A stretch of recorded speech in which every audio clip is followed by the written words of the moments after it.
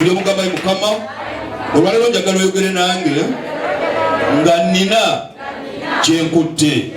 Gamba oyogera ne bajjajjaffe ng'oyita mu bintu eby'enjawulo. Wayogera ne Balamu ng'okozesa endogoyi, n'oyogera ne Ibulayimu ng'okozesa emunyenye n'ettaka, n'okozesa muzibe, awo n'okozesa amalusu n'amazzi.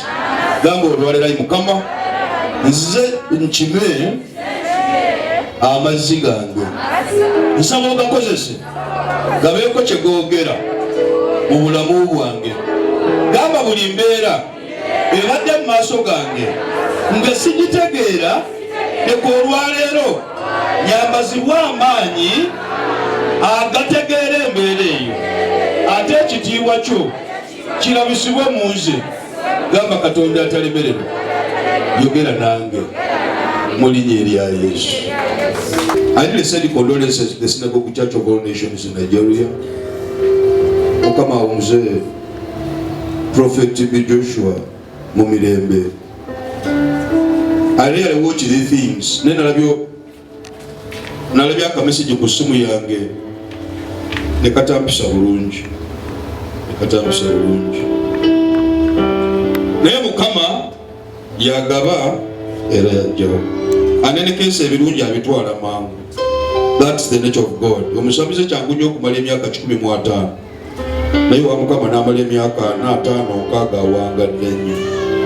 That's the nature of God, and you have to respect that. And also have to respect the fact that people must die. So wow.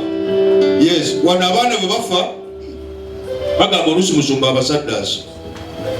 But death is a reality. Death is a fact. It's a part of life. Amen. So really, ebintu ebisinga binemenga batawanya naye tekitugaana okugamba Mukama amumuze mirembe. Nebaza Mukama for your coming. Mwebale kwagala Mukama. Ekyebirivu tukikubire mu ngalo. Kubanga kitwala Katonda. Amen. Ate era the very week oba last week era nebaza Mukama. Mukyala waffe yazaddeyo omwana omuwala obusinge. Kevin. So nebaza Mukama. Era alungamiza muto wange to give a very good name. I was up about the name. Akasigadde sinyo.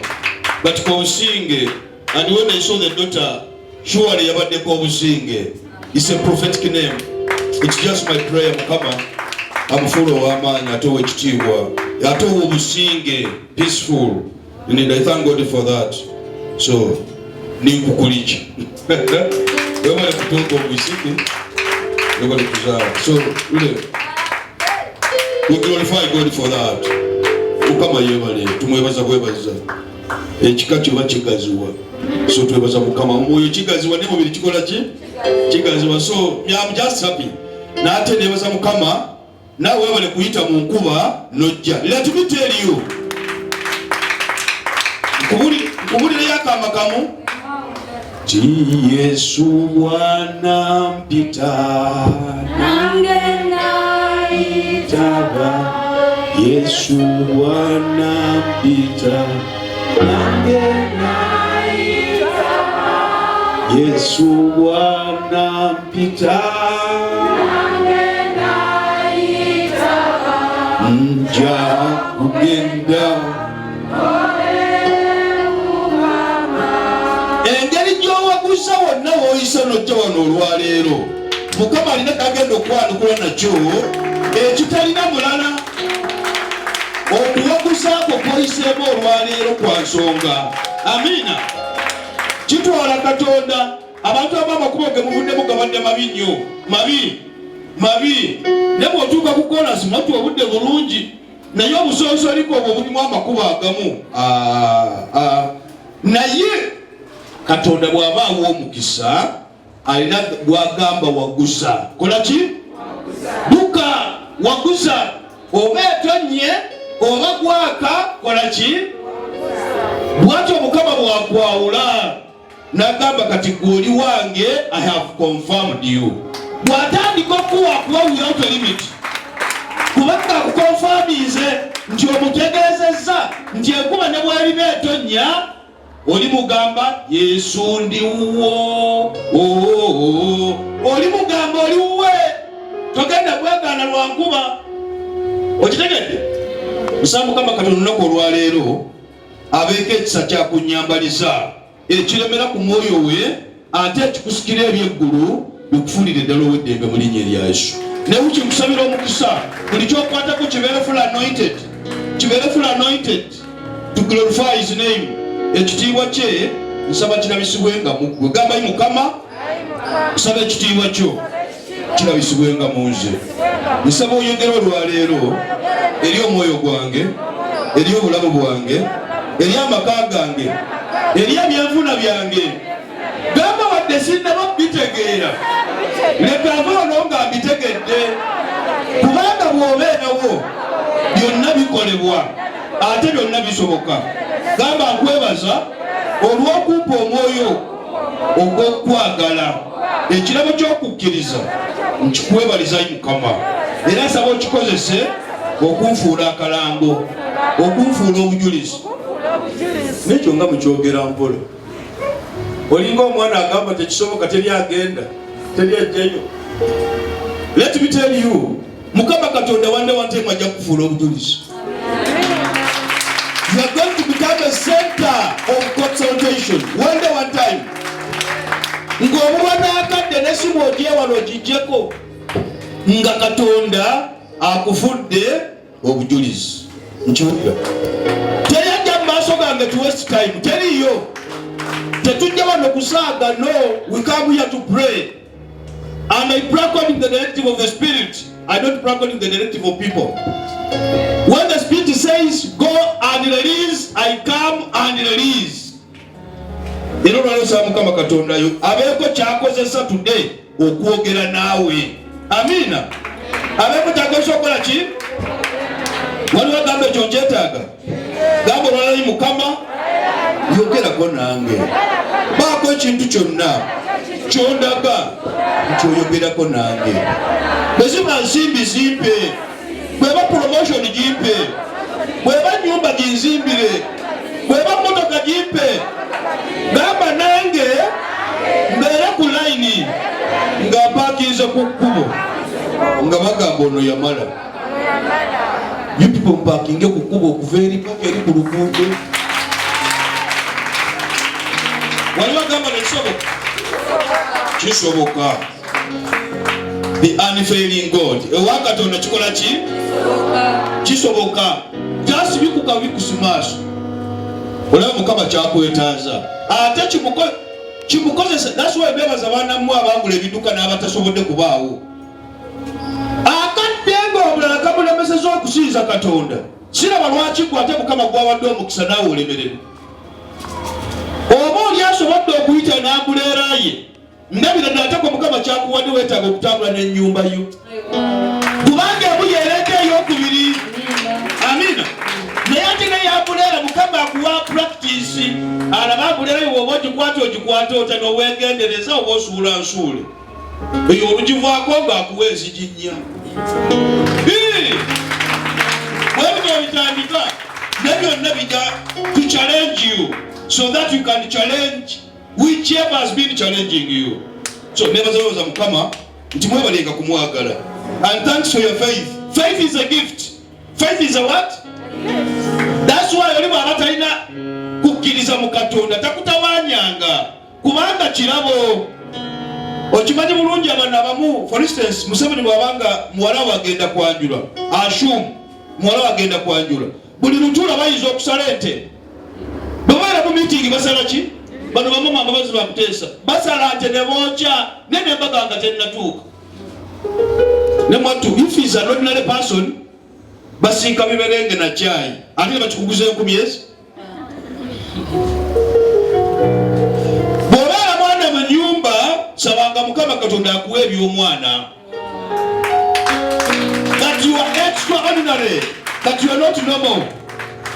Manyi Katonda abisobola. Manyi Katonda abisobola.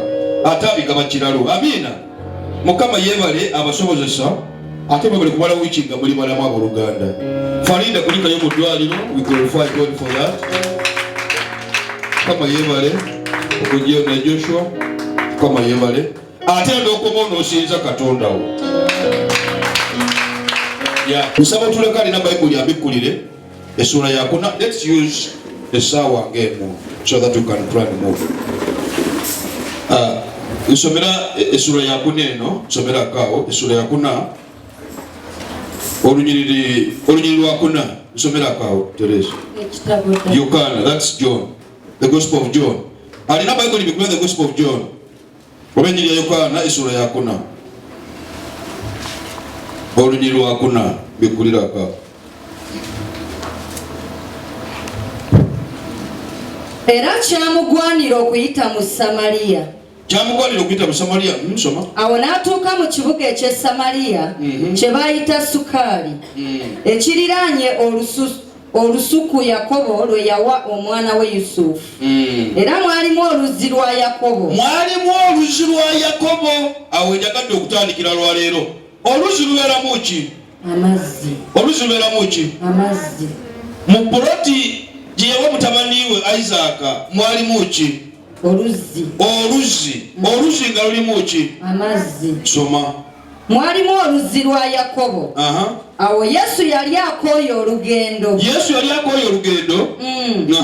N'amala gatuulira awo. N'agamba katuule ku luzzi.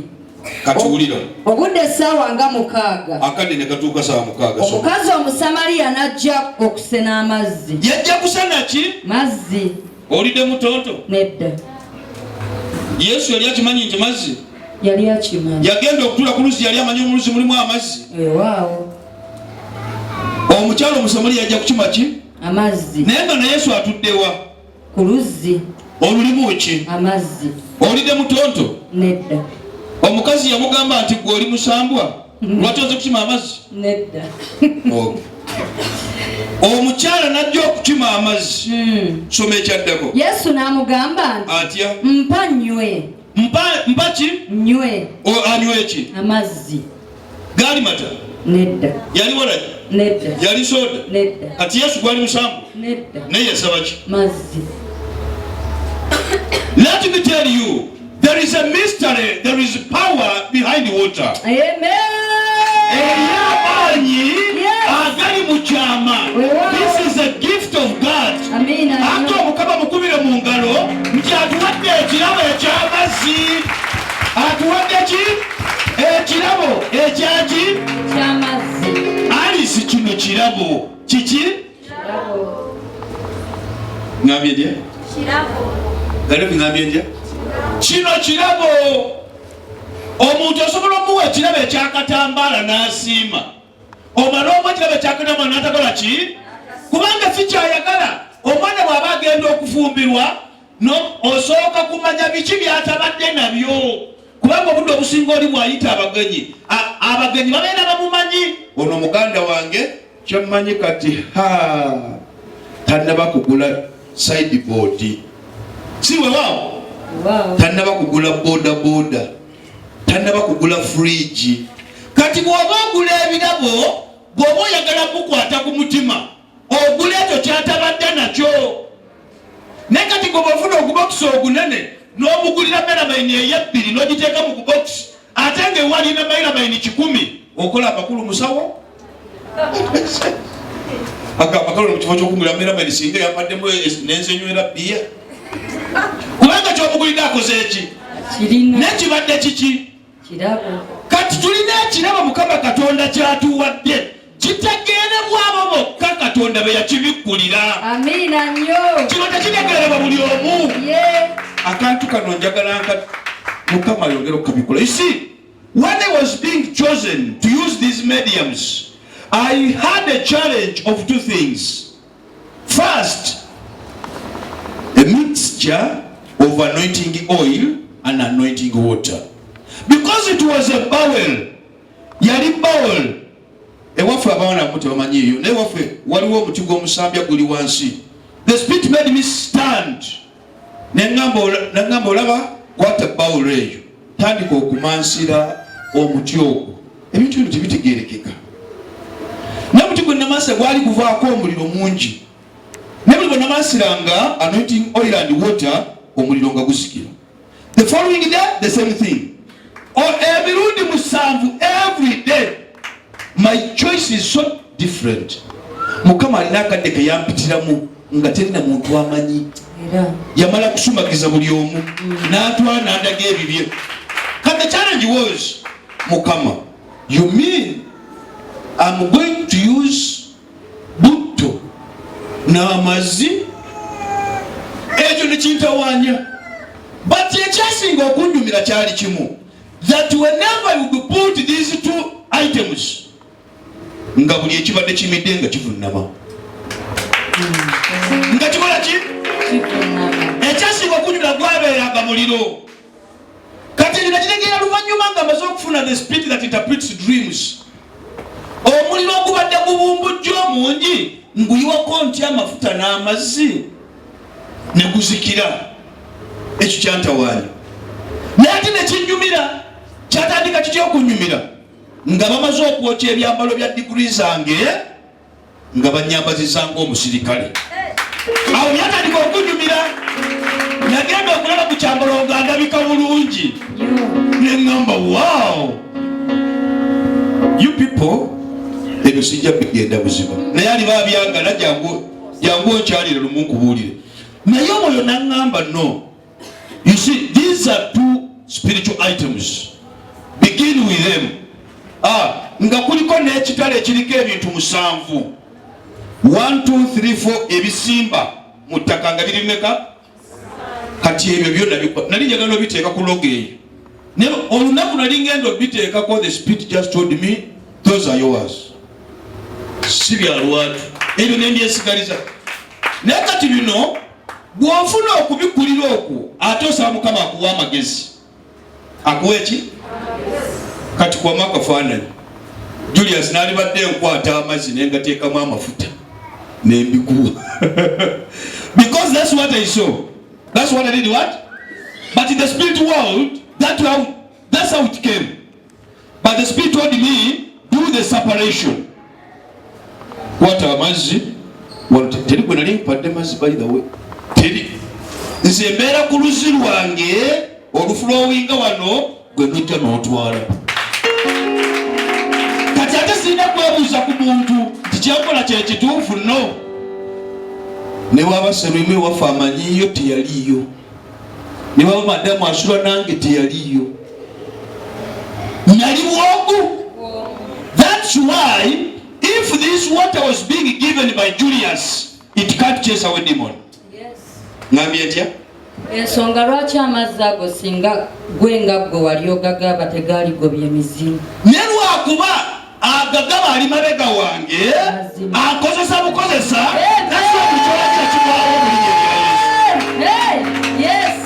Julius said to be clear on that. If it was Julius speaking, yes. Julius has no one that can heal you. I have no one that can save you.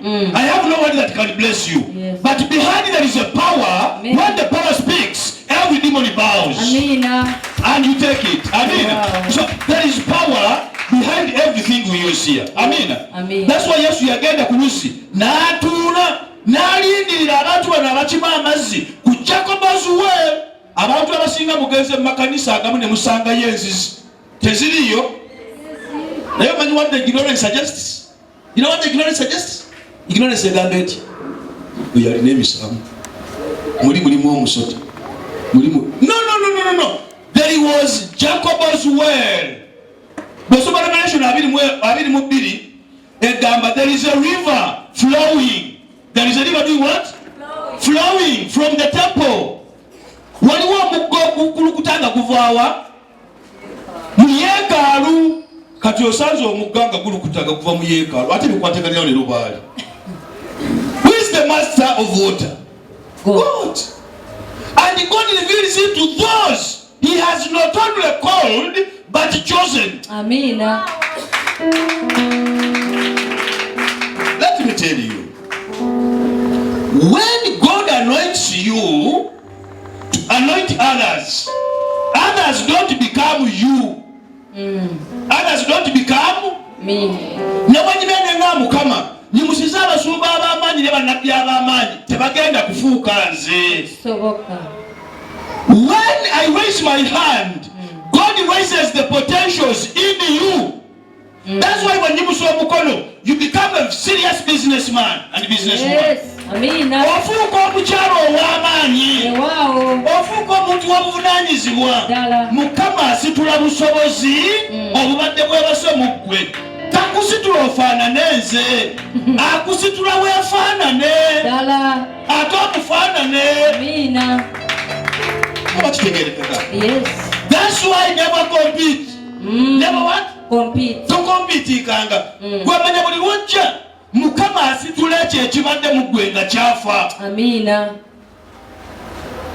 We are different. He's my younger brother. He does totally something different. I do something different. Our elder brother does something different. Our middle brothers do buli omu ali ku kiki naye line eri eki. Katonda watuula buli omu amuwa potentialities ezize. This is the purpose of the anointing. Yes. Waliwo amazzi gano agenda okugatwala olunaku olwaleero agezeeko yeebake bubi ajja kuzuuka nga alina lubuto. Waliwo agakitegedde kakomaawo omulala agenda agatwala agateeka buteesa awantu. Mukama bizinesi eno ng'ebalitenderera sente ogenda okulaba omuntu ng'omuguziza akantu ak'emitwalo 5 akuwa emitwalo aga. Bizinesi ekole ki? Omwana agala bannange mukulu bw'amooli luddawo omwana wange nga mulwadde nsaba omutwaleko taata mu ddwaliro akusimba emitwalo aga. Yesu ogenda okuva Nansana ogenda emulago wali akusimba eyaga naye nga amafuta okwesa ga mutwalo. Lwaki? There is some power that has sat on your property. Kati amaanyi bagatula ku kintu kyekyo gasika ebintu ebyenjawulo. Amina. Yagamba singa obadde omanyi ate mwatu kino kyekisinga okunyumira. How I wish everybody knew the gift God has planted not only in Wakiso but in the whole of Uganda. Wow. Naye nga kisinziira wa? Wano. Omanyi Katonda bw'aba akola ebintu bisatu bikwate. Akozesa omuntu, gamba akozesa omuntu. N'akolera mu kifo, gamba n'akolera mu kifo. Ekyokusatu n'akolera mu biseera. Ebintu biri bisatu. Agamba Julius genda akusindiseewa. Genda Wakiso eyo. Eyo gye nkwagala eyo. Genda okola ki? N'essabo gy'ogenda bagenda kuvuma, bagenda kusiba, bagenda kuyombesa. Basanga n'omwana bannange g'owadde switi nga yakuvuma. Nze nakula ndi mukambwe mukuserima wuyo zesirabulimu nakula nga sagala nosensi w'omulya otukwatagalira nga akulumako ennyindo nesaba bano bannema okuluma ennyindo bannema kubanga byekola si byange. Gwe wali oliddeko nga n'omuntu gwenziramu kubanga byekola si byani si bibyo. Kati buli asonga mwoyo eyantuma kati etasonga nzimukwasa. That's why siwangulwa ate nireke kumpangula kwekyo. No. Because this is not my work. It is the work of him who sent me.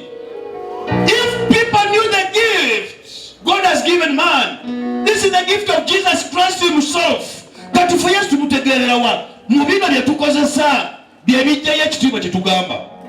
Omanyi kye kitegeeza okwogeza endogoyi? Balamu yali agenda kufa endogoyi neeyesamya akamwa nemugamba gwe tokiraba gye tugenda bagenda kukutta endogoyi. Nsomera Numbers 22:28 nyangwizaako atuuseyo yenna nsomeraako please. Atuuseyo nsomeraako Numbers 20:28 nsomeraako olunyiriri olwo. Nsomeraako olunyiriri olwo.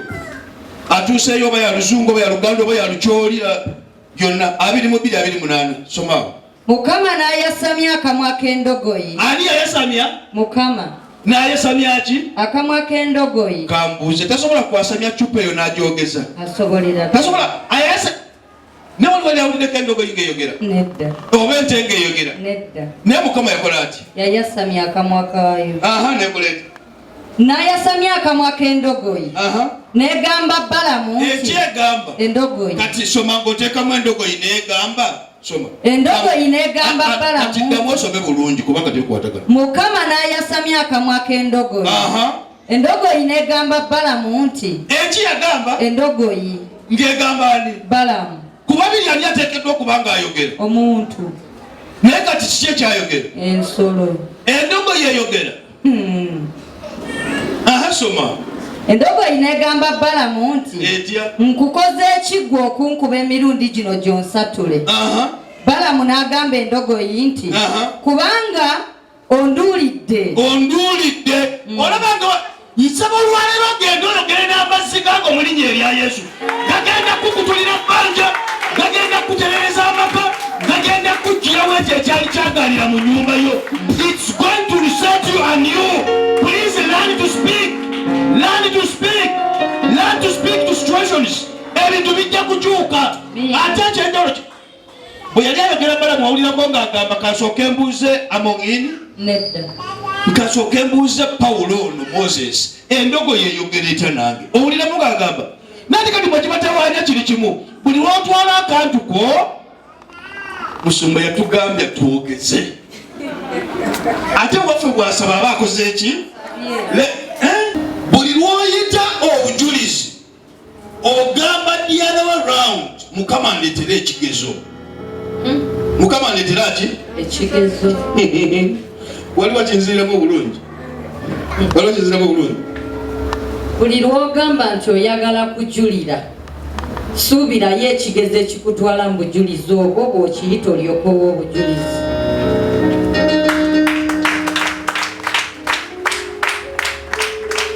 Let me tell you, Mukama kyangu okumusaba ekintu n'akuleetere ate kisinga okunywa Mukama takuleetera kigezo ky'otasobola. N'obudde obusinga ekigezo bwe kijja abaana abalokole bayomba leero okugwa guli mubalokole ate singa okunywa abalokole bebagwa kirabanga ko musamiza agudde kirabanga ko pulezidenti agwa na musiraamu kibalabangako naye ate nga be basinga okukola ki naye abaana abalokole bagwa nze gwolaba nakagwa kati emyaka egi abaana abalokole bagwa naye manya ekyo kyennyini ekikusuula kyennyini ekyakutawaanya ng'okyali ne mu madiini era kyennyini ekigenda okukuumira mu mbeera gy'olimu. Let me tell you, I have decided to follow Jesus. I have decided to follow Jesus. I have decided to follow Jesus. Oh, no turning back, no turning back, no turning back, no turning back, no turning back. That's why you know some Rugama Lutia. Alina omukisa omusajja oyo omusajja alina omukisa yesiga Mukama era Mukama lyesuubirye ate bwesiga atya ngendera mu Jeremiah yennyini 15:16 nsomera akaawo yangu yaako the very book ebigambo ebyo byalabika n'embirya byalabika nze nabirya buli n'ebigambo byo byali gye ndi ssanyu n'okusanyuka kw'omutima gwange kubanga ntumiddwa erinnya lyo ayi Mukama Katonda ow'eggye. Ekigambo kye bwe kyajja nze nakiryanga mmere. Buli lw'olya ekigambo kya Katonda buli lunaku ng'emmere ebikulumba n'ebikulumba tebisobola kukuteeka wansi kubanga bugwe oyambadde amaanyi oyambadde ekisa. This is it. That's why Yesu yatuwa olusu olwo lwennyini n'agamba nedda amazzi nze ge nnaabawanga gaba ku luzzi luno abooluganda buli anaaganywa ng'agenda kufuna obulamu obutagwawo. Nsaba Mukama Katonda conversation gye yagirina ng'asinziira ku mazzi gennyini si weewaawo ku mazzi gennyini ye conversation gye yalina nsaba Mukama Katonda abeeko kyayongeza amazzi gaago mu linnya lya Yesu. Abeeko kyagongeza kubanga erogekola bintu bingi. Yesu bw'aba atambulira ku mazzi. Bw'amala okubatizibwa Yokaana 13:16-17 bwe yaba mu mazzi n'alaba akabonero ejjuba nga lika wansi. Again yali mu ki? It's all rotating around water. After I'm going to write a book about the mystery of water. The mystery of water. But there is a lot of power which the devil needs to conquer. Stand tayagala okuwamba atenga akozesa these dwarf pastors. Balina kuwasha ketawona. They are so deficiented. Balina kuwasha ketawona. Bakisoma ne bakirekawo. All this nature belongs to God.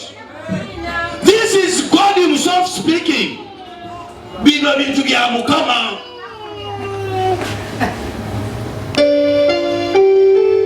Buli lwolaba obudde obusinga ng'olina ekifuukuuka mu bulamu omanya waliwo liva Mukama gyakutwalako.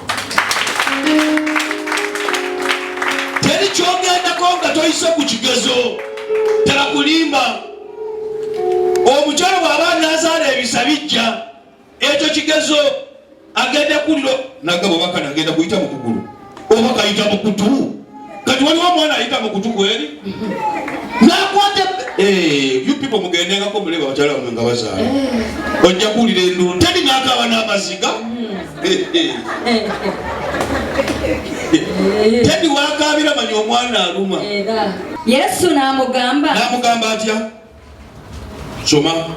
Buli muntu yenna anywa amazzi gano ennyota terimuluma nate. Ennyota erimuluma naye anywa amazzi ago gendimuwa ennyota terimulumira ddala emirembe gyonna. Soma oyongereyo. Naye amazzi gendimuwa ganaafuukanga munda mu ye ensula ey'amazzi nga gakulukuta okutuuka ku bulamu obutaggwaawo. The password is here. Waliwo omuntu atategeera kye tusabira. Yajja kivuma ajja kyogerera. Kubanga takola ki? Takimanyi. Amazzi gano agaavanga mu luzzi lwa Yakobo. Oluzzi lwali lwa Yakobo. Yakobo teyali Yesu. Buli anywa amazzi agaba mu luzzi lwa Yakobo oba ayagala oba tayagala ennyonta ejja muluma. Buli atwala that water ng'amanyi Julius yagamuwadde oba oyagala oba tayagala tegajja kukolera. Bajja kulaba ng'ositoka era jakolera wakogambe bannange ennyonta leero ennumye nnyo. Konna okanywa mulundi ogu kubanga onywedde ki? Naye gano nze sigaba mazzi. I give out blood. This is power. It is for a purpose. It is for a divine purpose. Kati buli ayagendanga ku luzzi kano njagala mukakwate bulungi Mukama Katonda omwesu gwanyamba. Buli agendanga ku luzzi lwa Yakobo ng'akimayo amazzi buli ge yanywanga gamuleeteranga ennyonta kubanga amazzi ago Yesu si yali agagaba. Buli akwata akacupa k'amazzi ago n'alaba nti Julius yakamuwadde tegalina kigayinza mumukolera. Gajja kubeera ordinary water. N'ekyenjawulo kiri kimu. Yesu bw'ajja oluzzi lwa Yakobo lwennyini alupozesinga. Akola ki? Alwaddiza. N'agamba kati buli omu ananywanga ku mazzi gano nze gengabye ganyini gajja mu luzzi lwammwe naye ganyini gembagabidde tagenda kulumwa nnyonta paka lwalifu. Meaning what? Amazzi ago gennyini Yesu yagongerako obulamu. Yagongerako ki? Kati gano ogaleese ng'ongereko obulamu gagende nga kugobera buli kyonna ekyali kyaganira mu linnya erya Yesu. I'm going to add the quickening spirit and life. So obwange bwakwongerako ki? Mwoyo. We call this spirit the quickening spirit. Omwoyo gwe twongerako ne gaddamu ne gafuna obulamu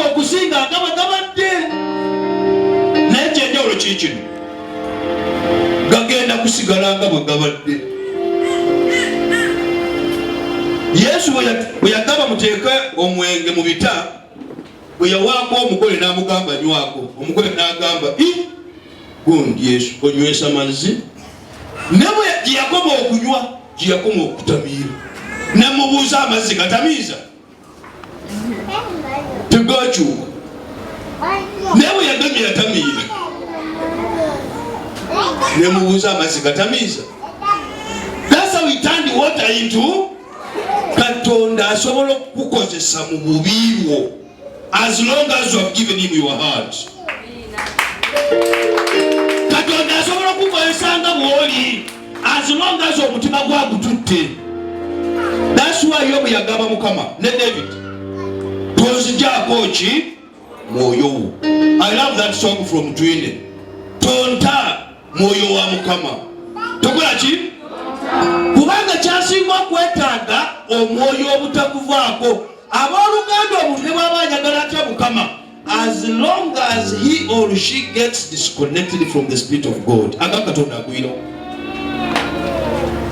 Era kigatta omuntu ku Katonda abeera mwoyo. Gubeera mu ki?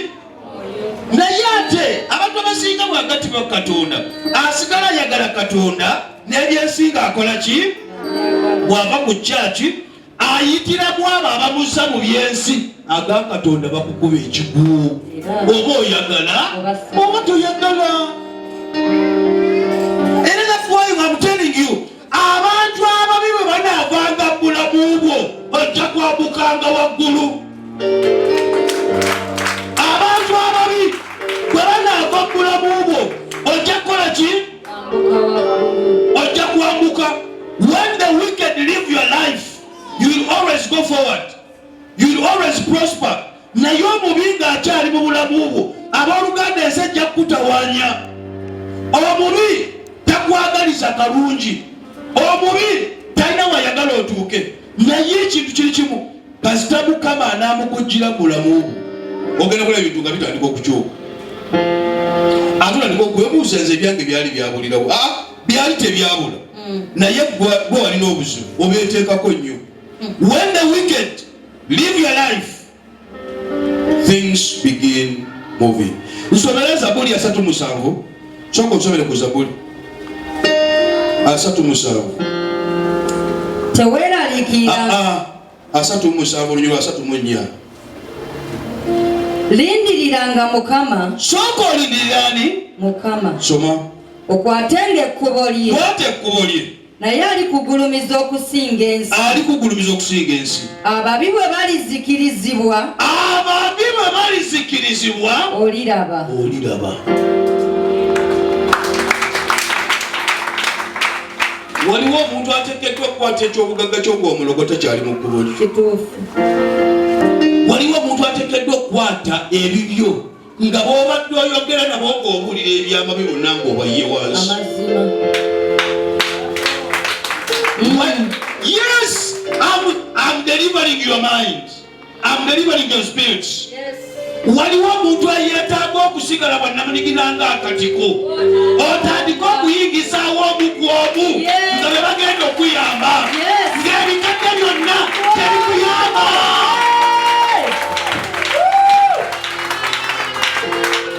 Let me tell you, buli akyali n'embeera ekutawaanya, tunuulira emikwano egikwetoolodde. Tunuulira boonyumya nabo. Tunuulira booteesa nabo. Tunuulira boobuulira ebyama byo. Bayibuli egambye nsomera Olugero 34. Yangu yabo. Lindirira Mukama. Lindirira Mukama. Okwatenge ekkubo lye. Naye alikugulumiza okusinga. Alikugulumiza okusinga ensi. Ababi bwe balizikirizibwa. Ababi bwe balizikirira. Oliraba.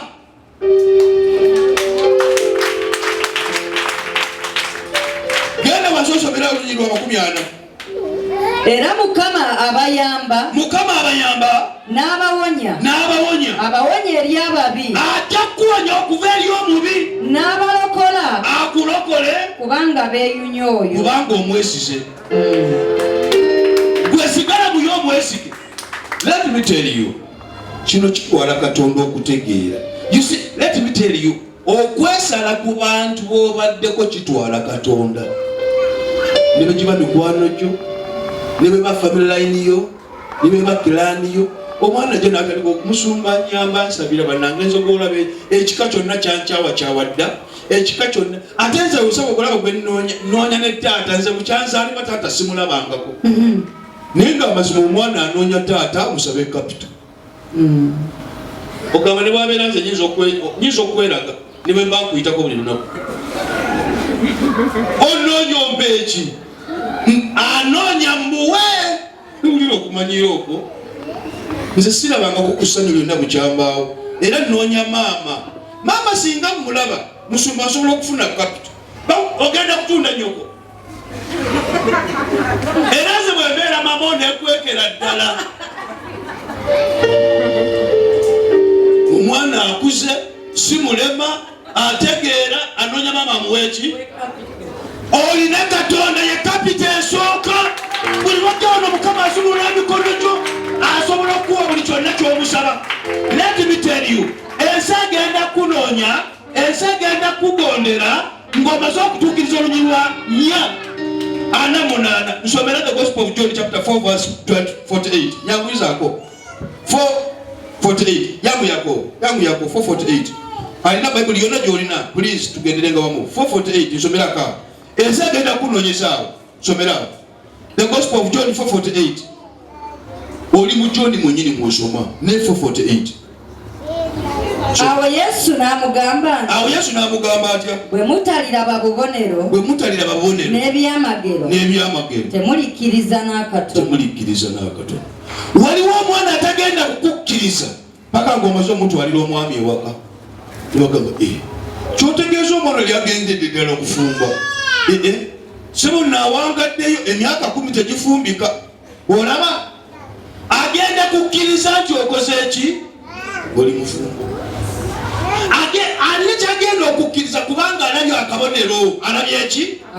That's why Mukama Katonda akumpeerenga y'akabonero omulabe ne bwali lwanatanga tesobola kakujjako mu linnya erya Yesu.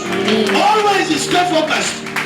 Abantu bano bamuzungiramu abasinga teryakwagaliza kalungi owanjogera nti omuntu ategeere kyenjogera. Waliwo agenda okunoonya kubanga olina Katonda. Ensi esasuza bukaawu. Ensi esasuza ki? Kankubule ne gwofumbidde emmere ekyo kyangu okugamba gwenviira wano kikyakwetaaga ndaba omalira na biseera gwobadde ofumbira ng'ogololera engoye kubanga laba tekyakwetaaga kyekituufu. That's why nsomera olunyiriri lwa Jeremiah 17 lunyiri lwa 5. Jeremiah 17:5 nsomera akaawo yangu yaako alina y'oluzungu ne bwonsomera yenna atuuse. Jeremiah 17:5 nsomera akaawo yangu izaako. Bw'ati bw'ayogera Mukama nti akolimiddwa omusajja oyo yeesiga abantu. Ojja kukolimirwa nnyo obwesigwa nga bukyali mu bantu. Nzabyogedde nedda eyambeera obwerera akumpeere, eyandokolera obwerera akundokolere, eyansanyusa obwerera akunsanyusize, eyanjagalira obwerera akunjagalire, eyansikira omutigi obwerere. Mukama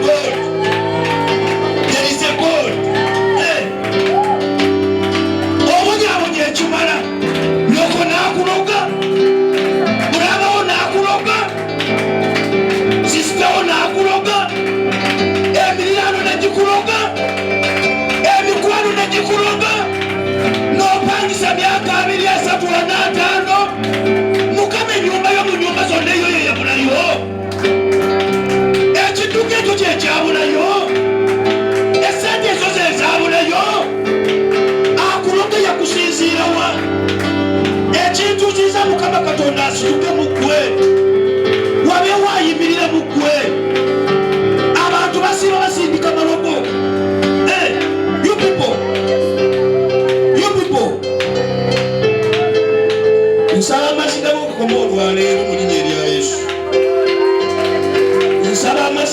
bakoma obwalumi omugamba ayi Mukama amasiga gange nsaba gakome olwaleero, nsaba gakome olwaleero. Buli wonna webaali basimbye eddogo ery'enjawulo gamba olwaleero mu linnya erya Yesu linaazeewo n'omusaayi gwo gamba ekimala kimala, ekimala kimala. Gamba abakwesigayo Mukama babanga olusozi Sayuuni terujulukuka, gamba afuule olusozi olutawangulwa, gamba yimirira olwane nabo. Sitaani tagenda kulokoka, gamba akulirayo. Ne bw'oli mukolera ebirungi ebyenkanawa is meant to destroy you. Ate tagenda kutya oba agenda mu muliro kubanga is only destined for hell. Kibanga ogamba esezedde buli nga akyagenda mu masabo nti gwe nja kuloga ate n'emmindi zasiibamu. Zasiibamu. Kati omugabo kyomugamba kipya. Ate obudde obusinga, if we knew the gift God has bestowed on us, teri yali badde atawaana, teri yali badde akaaba. Because Katonda buli kimu akikuteereddewo, ateereddewo omukisa, atiisewo n'ekikolimu, ateesewo obuwanguzi, atiisewo n'okulemererwa. And the choice is in you. The choice is with you. It is you to choose. Endogoyi yayongera n'akola rapport, n'atandika okwogerezeganya n'endogoyi. Endogoyi n'emugamba bulungi, gwe tolaba gye tugenda bagenda kukutta. Endogoyi bannange ono nja kutwala abantu, nja kutwala abapolice soldiers tugende mu wildlife basooke balinye ku ndogoyi. Nja kufunayo akamotoka, oba tunafuna emotoka nga 3 kasita Edward mulabyeko wali. Edward ajja tukolera program. Tusabe Mukama balime kusalako muwendo gw'abagenda mu motoka basooke balinye ku ndogoyi, tulabe atewo nga bagenda okuzoogeza kubanga babisomye nti endogoyi zakola ki. Njagala bagenda bagamba kati gwe endogoyi gweyogera nange, tulabe bweneeyogera. Let me tell you, Katonda gwe tusinza teri kyatasobola kwogeza ku nsi kuno, tekiriiyo, tekiriiyo, tekiriiyo. Nekyo kyolaba ng'ekitaso ne bw'olabako akatambaala asobola okukoogeza, okalaba asobola okukoogeza n'okayisa mu kyenyi kyo bwoti ne kakuteekako favor etagenda kunogebwa paka lw'olifa. Ako God can use anything to bless man. Actually, mbasaba kimu, always never limit your belief system, never limit your belief. Naye buli kyokkiririzaamu must be based on the word. When you limit your belief system, your vision reduces.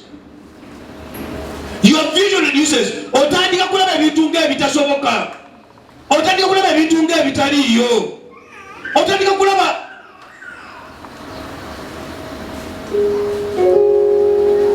muto wange bw'azaala omwana omuwala ewaffe akola eggulire mu kika akola ki? Kubanga it is something not so common. It's not something so common. Kikola eggulire eddene. Naye ate Katonda agaba Yobu.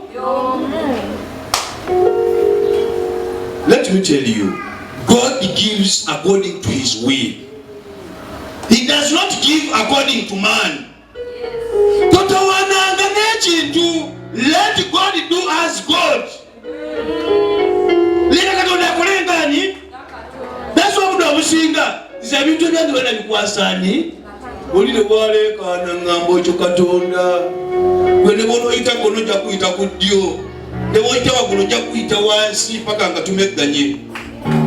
Kubanga mmanyi teri mwoyo guwangulwa. Teri mwoyo gukola ki?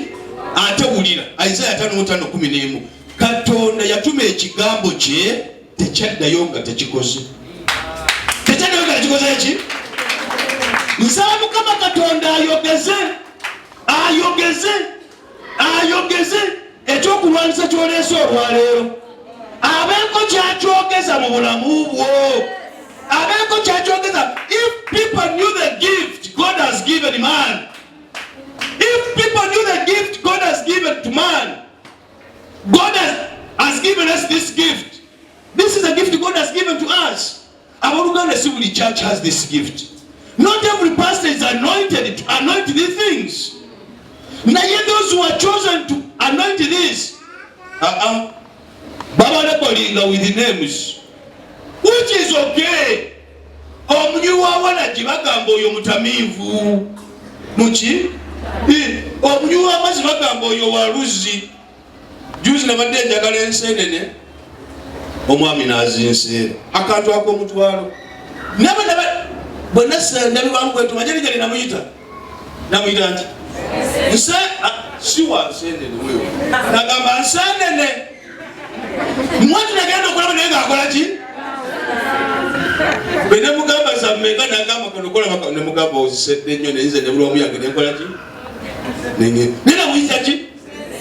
Bw'ogenda oli kwakuna matata ng'oyagala okulya ebigulu by'embizzi, omusajja omugamba mbizzi ate alabika ovaayo omuyisa ki?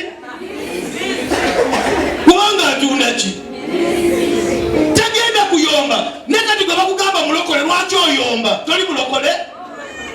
Nze mundeke siri muki? Please let me tell you, acknowledge who you are. Bw'olimanya what you are, you will have the total peace. Ojja kumanya ky'oli, and you will stop the competitions. Please, competition is a spirit of the devil. It's a spirit that has made people okola ibatalikoze. The spirit of competition. Katonda buli kintu akyodayinize n'omuntu. God has ordained everything you see on this planet. N'akiteeko ne bakama baakyo. That's why byagamba abaana ba Isirayiri bagende batwala ekibuga kya Yeriko. Yabagamba atya, mwetooloola ekibuga kya Yeriko emirundi emeka? 7 mumale musuule ebisenge byakyo bikole ki? N'ekibuga kye bagamba beetooloole olwedde kyalimu Abakanani. Kyalimu olwedde abakirimu. Katonda ebibuga abigabula baana be. Ate abigabula abo abeetegese. Nsaba Mukama Katonda abeeko kyakozesa olwalero, abeeko kyakugabula. Abeeko kyakugabula. Katonda agabula bibuga. Katonda agabula ki?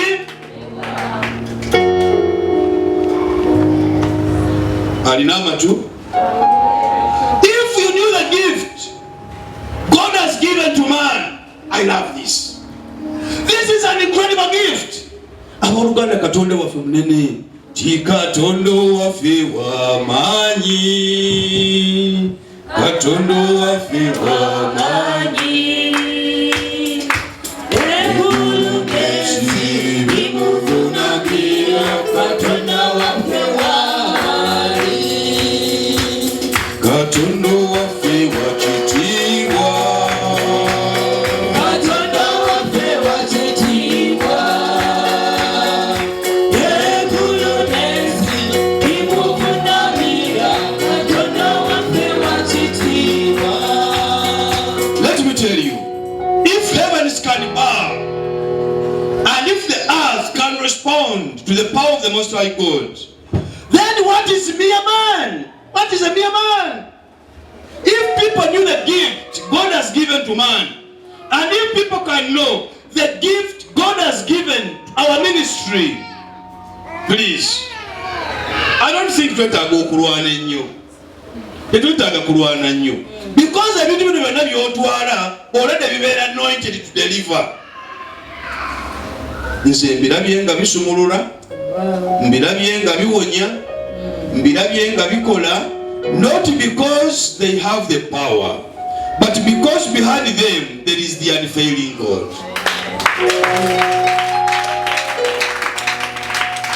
Obudde obusinga bwabaayo olutalo, entalo ezimu ezo, omanyi basoosa ku front line, be bano bagenda okutta. Abo ne babasanjawo nga 10 front line. Katonda alina kyakusoosa ku front line.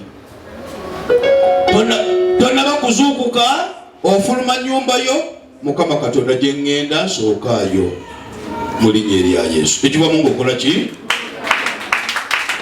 Tokola baana batawaana nnyo. Bw'aba yakafuluma ennyumba awulira ekintu ekimwambala. Nawulira amaanyi gakoze eki?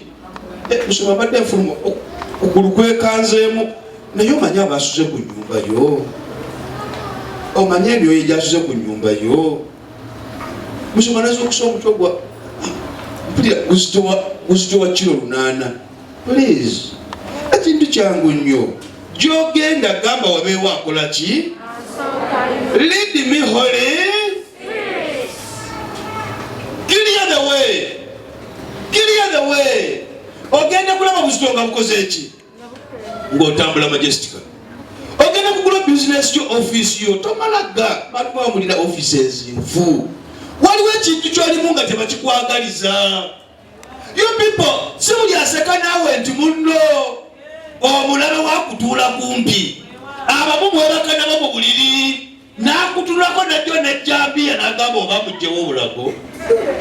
Olumala n'ogamba obange kasooka endekeretu. Ate bwe naamugjawo ani anaafumbira. Ate bwe naamugjawo nga yanzaalira. Naye ng'akoze eki? Kati when you going too low, that shoulder tempted mother. Bwe bakulopa olaba n'okusanga mukuba ng'otambula ng'owoba jambiya bwoti nga togisibyeko kaayi. Oli n'akwasingako nti obadde oyagala mutemu bakusiba ogumusango. Ne bw'otuuka ku bantu bava nagamba nedda mbadde ku byange mbadde ngenda kutema muddo gwa mbuzi. Waliwo amateeka nga bwe gakukkiriza okukwata ki? N'abantu okusuna abalabe bammwe nga tonnaba kunonoosa balabe b'ebweru sooka olaba abalaba abali mu nnyumba yo. Mika 7:5 agamba omulabe wakubeera kumpi ate oyita naye. People are getting disconnected from the spirit of the Most High God. Let me tell you, Sitaani talina kyayagala muntu asinze Katonda we. Talina. Wakiri ajja kugamba osinzizza akaseera kangi by'osinzizza nga sibiraba kati ofunyeemu ki? Naye ng'akugamba atoba n'agalwadde 10. Naye gw'omaze mwaka mulamba ky'osinza okugula mu mwaka omulamba abadde fulufeedi wa 5. Ne bannange twebazengako. Ogenda otuba n'omuntu ng'amazima genda obuuza abaana bali mu ddwaliro bajja kubuulira. Ng'ospendiza ida nusu 10 oba mutwalo. Sina kino ogendeko otuusa obutone kukola ki? Naye waliwo omwana ali wabeeyo tamanyi na kimuluma ateekayo obukadde na bukadde ne kiba Mukama nzenga tonkolera. Obukadde bwa sente 50,000 bakuwanika amagulu emulago nga bakuteeseko okisigini. Omanyi ekitegeeza? Let me tell you, the first gift God gives to man is life. Amen. Life. Bw'obanga okyali mulamu manya obulamu bwe bugenda okusika buli kyabugagga kijje mu bulamu. Manya Mukama akuwadde obulamu. That's why it says, if people knew the gift God has given to man, oh dear. God has given us the living water gift. Atuwadde ekirabo. Ekirabo kino abooluganda si kya buli buweereza. Si kya buli ki? Wakyogedde bulungi. Si buli buweereza nti buweereddwa kino ekirabo. It is a gift.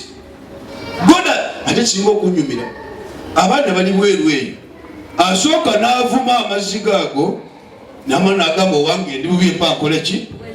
Ate nnyweddeko batunteredde n'omusajja oyo alina powerful revelations oba ebintu byabijjawa naye ng'akoze eki? Tawaddeeyo 10 tawaddeeyo ki? Ate n'atandika okujulira bwadde eri n'agamba nedda abana abasajja ba Illuminati kati ziriminati njagazaaki nze kyebamba kyenguwa Katonda kyatandaga siri kikuwa. Naye kasitangamba kino Julius kyekyo ne bwenkuba omusumaali nze ngenda mu maaso kubanga omanyi kyayogedde. Ate bw'aba ayogedde why should I refuse him? Lwaki nina okumuwakanya? Amaanyi gange sinza akola nze ampadde buwi to be a mouthpiece kumwogerera. If people knew the gift God has given to man, this is an incredible gift. Katonda mu buli mbeera alina kyakozesa ng'ayagala kubaako gwalokola si weewaawo. Bwe yali ayagala okuwa Ibulahamu omwana yayogeza ki? Munyenye yayogeza ttaka n'agamba liri bala teyamuwa baana. Bwe yayagala okuwangula Goliath yayogeza ki? Jinja. Katonda abeerako connect point kyayogeza bulamu bw'obeere wa ddembe. Abeerako kyayogeza. I'm telling you. Abaako kyayogeza. That's why budo businga whoever loves God ebintu bye byonna byakola tabikozesa magezi ge. Agamba nze nkola Katonda yamaliriza. Our God is the finisher. Our God is the fixer. Actually fixes whichever. Bw'oba oyagala ekintu kyonna. Bayibuli yo bwebanga eyonoonese eriyo abaami mu tawuni abazizzaawo ne baziteekako ne kava endala. Ogizaayo eriyo eyagikola eyagiteekako kava era bw'ogimuddiza ogenda kwesanga ng'agirifikisinze. Ebintu byonna nga tebitegeerekeka bizzeeyo eri nnyini byo. Amumino kyuli. Ebintu nga tebitegeerekeka bizzeeyo eri. Bw'ogenda okula kamera zino ze tulina bakuwa garanti ya myaka egi. Ekitegeeza kyonna ekisobye gizzeeyo eri abo bagikutereereze. Sekitegeeza obwavu obanga bukuluma genda ogambe Mukama kituufu ndi mu kifaananyi kyo. Si weewaawo ate tomuyombesa ne Mukama ndi mu kifaananyi kyo ebyo byombikola kati gwe lwaki tonziramu naye gwe kikatonda nanti musoba tugamba gwe tolemerwa naye nze ndaba olemereddwa. Weekuba wekka tula naye omugamba omanyi Mukama ebbanja lino tewalitonda mu bulamu bwange. Wowe nasobya. Where did I get wrong? Mukama bwe mbanga nakunyagako ekimu eky'ekkumi obanga nakusuubiza nakola naawe endagaano ne sigituukiriza Mukama nenenyeza. Naye nsaba ku luno mpaayo chance egi ate gisabe ng'okitegeeza. Let me tell you obudde obusinga bw'oba tonnafuna sente opulaninga ebintu ebizimba nkyegendereza nnyo. Omuntu waba talina sente ebintu byapulaninga byonna bibeera byaki alaba kibanga omwana agenda ku university basherina wano bwe namala diploma yange mwache ngenda okukola ngenda kunoonya mulimu mu Stanbic Bank nsooke ngule emmotoka ng'eya ddati ntandikewo maama mutandikiro business awo ndyoke ndowooze ku byange. Ne bw'atuukayo n'abimaliza n'akwata obukadde butaano engegeri takyamujjukira gamba yansabira byaggwa yoli obwakukumi atamala saaviisi. Olaba nga bavudde ku mulamwa kasitazifuna kyova banze kugamba omuntu bw'atali kuwa nusu kya 10 bw'atali kuwa 10 tomusuubira kuwa nga alina kakadde tomusuubira. Naye Katonda naye omugamba Mukama ebbanga lino lyavaawa bwe mba nakunyaga kati nkomyewo ama prodigal son nenenya. This time mpaayo second chance. Sabanga second chance. Aga Katonda Mukama jasiku. Ate bwazikuwa zimuwe kiralu. Kyale kankubuli yigo kuwola Katonda ebbanja. Yigo kumuwe ebbanja. Gwoteekeyo obenga asirise. Amazima amatuufu bw'alitandika okukwanukula. Baliko bajja bagenda kuyita Illuminati. Teriyakugeyanga akuli waggulu. Buli akugeya kubeera mabega. Buli akugeya kubeera wa? Era bwe kino kigenda okubeera. Yesu yagenda ku luzzi yagamba omukazi nedda nange mpa ku mazzi nkola ki? Nywe. Ekitegeeza amazzi galimu ekyama. Buli ali wano kimanyi bulungi omubiri gwo the greatest percentage is water. Yes. That is life. Nekyangu nnyo okuba n'amazzi nga tegalina bulamu. So when you pray onto this medium in the name of the Father and of the Son and of the Holy Spirit, waliwo amaanyi agambala this water and becomes anointed. In other words, negafuuka ag'omukisa. Omwana kyangu nnyo okugenda agamba olaba omusajja oyo atulimbye akoze eki? Naye ate akulimbye atya? nanti agaba amazzi yensonga gyawadde neno omubuuza ebyawandiikibwa gwe obisoma ate kisinga okunyumira kiri eki abantu abasinga tebagala kusoma byawandiikibwa. That's why they are so judgmental. Buli muntu ali so judgmental is so minor, so myopic in the word. Ekigambo kyasoma takiteeka mu nkola naye kyendala ky'omuntu aliko omwoyo who has been chosen buli kyasoma mu Bible akiteeka mu nkola because the Bible must be acted upon okulabisa Katonda. Bw'oba tokoze Bible kyegamba Katonda alabisibwa atya tagenda kulabisibwa. Yesu yamugamba mukazi mu Samariya nsaba ompa amazzi ago newulira mukazi kyeyamugamba nzira mu lugero somo lw'abansi oluddako. Yesu n'amugamba mpa amazzi nnywe. Awo omukazi Omusamaliya n'amugamba nti gwe Omuyudaaya kiki ekikusabya okunywa erinza omukazi Omusamaliya? Soma. Kubanga Abayudaaya tebatabagana na Basamaliya. Abayudaaya tebagabana ki? Basamaliya. Naye asabye eki? I'm talking of the power behind this water. Amaanyi agali emabega w'amazzi gano. Omukazi yakimanya akima amazzi naye n'agamba Abasamaliya n'Abayudaaya tebakwatagana. Kati olaba segregation eriwo. Jesus is a center of reconciliation. Wow. Yesu yaleeta entabaganya. Then soma wansi owulire. Yesu n'addamu n'amugamba nti singa obadde omanye ekirabo kya Katonda. Singa obadde omanye ekirabo kya Katonda. This is an incredible gift you have. N'oyo akugamba nti this is an incredible gift God has given to this ministry. Wow. This is an incredible gift. Yes. This is an incredible gift. Bosoma 2 Corinthians 9:12 around there. Ojja kulaba bulungi nti Yesu kye kirabo ekiteegaanika. Naye kati wano Yesu yagamba omukyalo Omusamaliya singa obadde omanye ekirabo ky'olina. Let me tell you, buli Katonda bw'aba ayagala okwogera naawe Sebuliba ateekawo contact point of communication. Yeah. Ateekawo contact point of communication. Agamba kozesa ekintu kino kigenda kuwa kino. Kozesa ekintu kino kikutuuse ku kiri. Siwe waawo. So Katonda yakozesa this medium to communicate to this woman. Yakozesa ekyo kyennyini kyalina. Leka nkubireko ekyama. Waliwo ayagala okuwulira ekyama. Buli ali wano Katonda kyayagala obeere yakiteekamu ddamu ggwe. Kiddemu in your language. Kiddemu mu Luganda lwo. Buli ali wano Katonda kyayagala abeere yakiteekamu ddamu ye. Gamba yakitonda ddamu ggwe. Yakitonda ddamu ffe. Yakimala. Kati omulimo gwange guli ogu kuzuukisa ekyo ekyatondebwa mu ggwe nga kibadde kyebase. Amiina. Gwe mulimo gwange. Yes. Naye ate enzuukisa ky'oyo akkiriza kubanga kizuukisibwa kukkiriza. All the divine resources, healing, blessing, salvation, redemption, restoration, about by faith. In other words, faith is your heavenly currency that buys whichever is spiritual. Ekintu kyonna eky'omwoyo kigulibwa kukkiriza.